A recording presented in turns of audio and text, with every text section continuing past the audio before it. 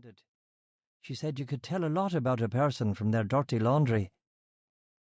I'd sit over my homework at the kitchen table, anticipating the squeak of the gate, the parched bark of her cough.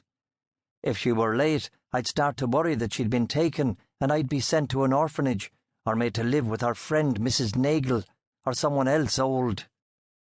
But she always came home, shrugging out of her coat and saying she was choking for a cup of tea and a fag. After the kettle went on, she set the fire, placing bits of zip under the briquettes, blue and orange flames licking at her fingers. Then she hefted the big pot onto the cooker. "What's for dinner?" "Pig's feet and hairy buttermilk." She spread the tablecloth and set the delf. There were Polish cartoons on television, followed by the Angelus's boring bongs. My mother looked out the window and smoked while I ate. Her green eyes went grey whenever it rained, and her hair was braided halfway down her back. After the washing up, she sat by the fire and read her westerns. Gusts sobbed in the chimney, and the fire spat and crackled. "Book any good?" "Ah." She slapped it shut, shook a Major's from the box, and broke the filter off. "Too many descriptions. I know what a tree looks like." The long nights were hard going. There was nothing to do but stare at the fire or listen to the wind howl around the eaves.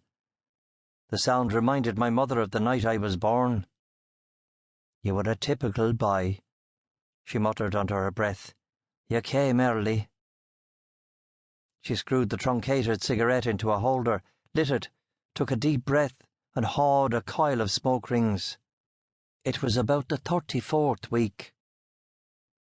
Then she leaned down and cranked the bellows, sending firefly flurries up the chimney. The fire blazed and crackled. She let me climb onto her lap, and her long fingers latticed across my stomach. There was a storm waiting to happen. The air was full of it. Her voice was deep and hypnotic, her breath warm against my crown. I closed my eyes and could almost smell the bonfire smoke as it drifted through the halting site, could see children running around with no trousers on, dogs tearing plastic bags of rubbish asunder, air pressure like a migraine, pitchfork lightning and growls of thunder. My mother described how when the storm struck, she covered all the mirrors and crawled under her quilt and spread her hands over the swell of her belly, as though to protect me from the flashes of light and the noise. Fear churned her insides, travelled downward, and became a clenching of pelvic muscles. She prayed it was a false alarm, tried to will the pangs away, but they intensified. Her waters broke, soaking her leggings. She grabbed the bag she'd packed, and out she went into the furious night and knocked on caravan windows. Nobody answered. Fear came upon her in great black waves, panic welled up in her chest. But just as she despaired of finding help, a man appeared, unsteady and reeking of stout and sweat, but a man all the same, and he said he'd oblige her with a lift. He was so jarred it took his Fiat 3 goes to exit the roundabout.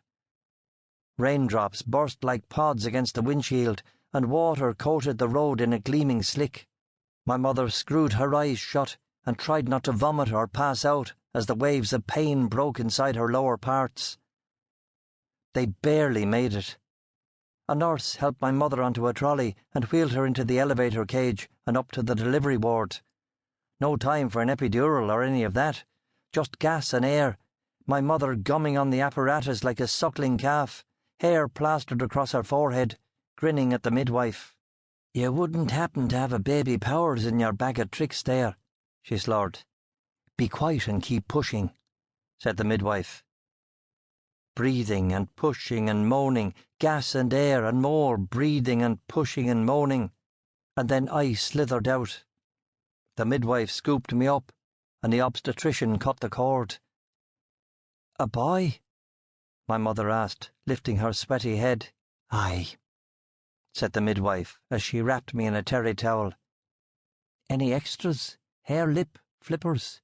"Whisht," said the midwife. The obstetrician looked